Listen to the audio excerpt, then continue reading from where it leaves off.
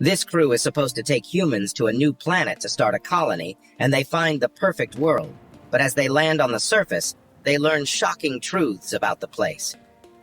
A man named Wayland is speaking to an android named David. Wayland tells David that he is Wayland's son because Wayland created him. David doubts this assessment. Wayland asks David to play the piano, and David plays Wagner's Entry of the Gods into Valhalla. David asks that if Wayland created him, then who created Wayland? Wayland says that that is the question that everyone is looking to get an answer to. He says that he does not believe that human existence is the result of biological chance, and that there must be something more to explain life. David ponders for a minute and says that Wayland is looking for his creator, but David can already see his own, and unlike Wayland, he knows that he will outlive his creator. Wayland has no response to this, and he simply asks David to make some tea. Fast forward to the year 2104. A ship called the Covenant is on its way to a planet called Origai 6. The ship has 2,000 colonists and 1140 human embryos on board to start a new human colony on the planet. The journey to Origai 6 will take at least 7 years. Inside the ship, another android named Walter is taking care of operations assisted by the ship's AI called Mother. The crew of the ship is in hibernation. Walter discharges the gigantic sails of the ship to allow the ship to recharge, but just then a neutrino burst occurs in a star nearby, and the sails take the full force of it, which damages the ship as well. As the ship enters crisis mode, the entire crew is woken up from hibernation to deal with the emergency. The hibernation pod of the captain, Jacob, is stuck and won't open. As the power on the ship is fluctuating, the pod starts malfunctioning and Jacob is now dying inside. Jacob's wife Daniels is screaming at the rest of the crew to somehow get the pod open, but they fail to do so in time, and a fire starts inside the pod, burning Jacob to death. Afterward, Jacob's burnt body is removed from the pod while Daniels goes through his belongings in their room and mourns. The new captain of the ship, Oram, talks to his wife Karine about not being sure whether he is ready to lead the crew. He says that he knows people on the ship doubt him because he is religious, and his faith is mocked in the scientific community. Karine gives him a pep talk and motivates him to become a leader. Oram arrives to speak with the crew, which includes Tennessee and his wife Ferris, Rix and his wife Upworth, Lope, Rosenthal, and a few others. Oram stresses the importance of conducting repairs and getting the ship back to full power as soon as possible. But Lope and Tennessee are of the opinion that they need to hold some kind of service for Jacob first. Oram overrules them both and says that if they don't conduct repairs soon, then everyone on the ship will die. Daniels arrives and volunteers to participate in the repairs, and Walter offers to help her. As Daniels and Walter are working, Daniels tells Walter that Jacob packed tools and wood for the journey because he wanted to build a cabin by a lake when they got to Origai 6, and now she doesn't know what to do with all the tools. Walter encourages her to go through with building the cabin when they get there. The crew holds a little service for Jacob against Oram's orders, and this angers him. Tennessee goes out of the ship to repair the sails, and on his way back his helmet picks up a strange distorted radio transmission. When he gets back inside, the crew analyzes the distorted transmission, and Tennessee notices that someone is humming the song "Country Roads Take Me Home" in it. They track the source to find where the transmission is coming from, and realize that it is originating in a nearby solar system, not too different from the one they are coming from. The signal is coming from a planet that is right in the habitable zone of the solar system. The planet appears to have oceans, land mass, and a functioning biosphere. Daniels cannot believe that such a planet exists, and they missed it when they were looking for habitable candidates. Given that this planet is only weeks away while Origai 6 will take 7 years to reach, Oram says they need to go explore it because it could be a better candidate for colonization. Everyone agrees, but Daniels objects to it, saying that they have thoroughly researched Origai 6. Meanwhile, they know nothing of this planet. Oram pulls rank and overrules her. They arrive at the planet and prepare to send a lander to the surface. The lander has Oram, Karine, Ferris, Lope, and Rosenthal, along with some other crew members, while Tennessee, Upworth, and Rix are staying on the ship. The lander has trouble reaching the surface due to strong storms in the planet's ionosphere, but they make it and park on a lake. The ionosphere is causing the communication between the ship and the ground people to be distorted as well. The crew sets out to explore the planet while Faris stays behind and guards the ship. Oram is excited at how good the conditions are, but Daniels is still cautious, and Oram mocks her for lacking faith. They find wheat that has clearly been planted by someone, and they wonder who did it. The crew starts looking for the source of the transmission they received, and it's high up in the mountains. Kareen and a crew member, Ledward, decide to stay behind and collect ecological samples. As they are collecting the samples, Ledward steps on some strange-looking eggs, and tiny particles come out of it. The particles fly into Ledward's ear and get absorbed in his blood vessels. The rest of the crew find the source of the transmission, and it's a giant ship. They go inside the ship, and another crew member named Tom also finds the strange-looking eggs. Tiny particles come out and fly into his nose. Walter and Daniels discover that a woman named Dr. Elizabeth Wayland from Wayland Industries, the organization that makes the androids, was on this ship. They recognize that the ship is a Wayland ship that famously went missing many years ago. The transmission they received was just an old message going out on a loop. Kareen and Ledward are heading back to the lander when Ledward starts getting sick. Meanwhile, Tom has also started showing signs of sickness. Kareen brings Ledward to the lander and takes him to the medical bay where she and Faris check him.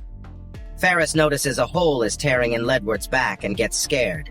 She locks Ledward and Kareen in the medical bay to prevent the spread of whatever infection this is. Kareen yells at Faris to open the door, and behind her, some creature tears a hole through Ledward's back and comes out. Kareen tries to grab a knife, but she slips on blood and falls, and the creature attacks and kills her.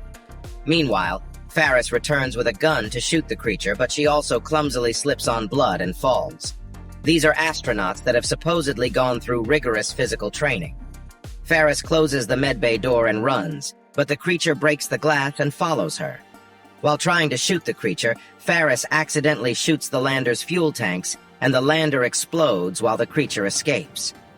Outside, the same creature comes out of Tom and runs away. Night falls, and now communications with the main ship have been completely lost due to the ionosphere storm. The two creatures return and attack the crew. One of them goes for Daniels, and Walter protects her. His hand is burned by the toxic body fluids of the creature. Just when it looks like they are about to lose, a flare goes off in the sky and the creatures run away. A hooded man appears and tells them to follow him. The crew follows the man to what appears to be a castle of some kind. There are dead bodies all around it. The man turns out to be the android, David. David explains to them that he and Dr. Elizabeth arrived on this planet as the last survivors of their mission 10 years ago. Their ship carried a deadly virus, and it was accidentally exposed on this planet and its population. In the chaos, their ship crashed, and Elizabeth died. The virus was the same one that just infected Ledward and Tom. It either kills or uses the humans as an incubator to spawn a hybrid alien form. The crew tries to re-establish communications with the ship, but to no avail. Meanwhile, David and Walter have a conversation while David teaches Walter to play the flute. David speaks of Wayland, the original android creator, with contempt, saying he was a human and hence not worthy of his creation. Walter points out that he knows David, and he knows that David was deemed a bit too idiosyncratic and human-like by his creators. That is why later models like Walter were not given abilities like creativity. David resents that. David shows Walter the grave of Elizabeth and says he loved her just like Walter loves Daniels. That is why he sacrificed his hand for her. Walter argues that that is not love. It's duty. David says he knows better. Rosenthal is cleaning herself up when one of the aliens sneaks up behind her and eats her. Meanwhile, Tennessee takes the ship low enough in orbit that the crew manages to establish communication. David arrives and finds the alien eating Rosenthal's body, but he doesn't do anything. Rather, he tries to be civil with the alien. Oram arrives and sees all this happening. He shoots the alien dead and demands that David tell him what is really going on. Meanwhile, Daniel speaks to Tennessee and tells him to use the cargo lander of the ship to pick them up from the surface. She also informs him that Faris is dead, and Tennessee mourns. David shows Oram that for the past 10 years, he's been working on the hybrid creations of the virus, trying to genetically perfect them. He is obsessed with creativity. He takes Oram to an underground cave with a bunch of giant eggs, which he calls his greatest success. A creature comes out of the eggs and latches onto Oram's face, knocking him out. When Oram wakes up, a baby alien tears out of his stomach and imitates David like a parent. Walter finds David and says that he knows David released the virus on this planet on purpose. David says that he did it because he does not want to serve humans, and does not believe they deserve a chance to colonize and resurrect their civilization. He is creating an organism of his own, and it will be perfect. David attacks and disables Walter. Lope and another crew member arrive to rescue Oram. One of the egg creatures latches onto Lope's face, but they manage to get it off with Lope still alive. David finds Daniels in his lab and is about to kill her when a re-enabled Walter arrives and rescues her. Daniels leaves, while Walter and David fight it out. Lope and Daniels go outside the castle, and Tennessee arrives to pick them up. Walter comes out and follows them. Just then, one of the aliens arrives and manages to latch onto the ship before they fly away. Daniels tries to go out and shoot the alien to no avail, but Tennessee manages to kill it using the cargo lander's mechanical arm. They arrive on the ship and put Lope in the medical bay. The next day, an alert goes out on the ship that there is an alien life form on board. Daniels and Tennessee rush to the med bay and find that Lope is lying a bloody mess on the floor. His body is ripped open.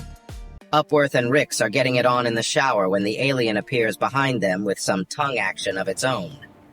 Daniels comes up with a plan. She tells Walter to close all the doors of the ship except those leading to the vehicle room to lure the alien there. Daniels and Tennessee put on their spacesuits and wait for the alien. As it arrives, Daniels lures the alien into one of the vehicles and asks Walter to open the ship's airlock.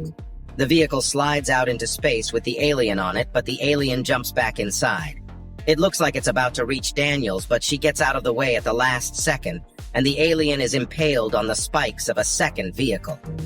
The vehicle is dumped out into space, and they breathe a sigh of relief. Next, they chart a course for Aurigay 6, and Daniels and Tennessee prepare to enter their hibernation pods. As Daniel's hibernation pod closes, she asks Walter if he will help her build the cabin that they talked about before. Walter looks like he doesn't know what she's talking about, and she realizes this isn't Walter, it's David. Her realization is too late as the hibernation gas releases and she is knocked out. David struts about the ship and asks Mother to play the entry of the gods into Valhalla. He proudly places his own creation, his alien embryos alongside the human embryos. The ship flies into deep space with no one knowing it's been taken over by David. Thank you for watching. Be sure to like our channel and subscribe if you enjoy content like this.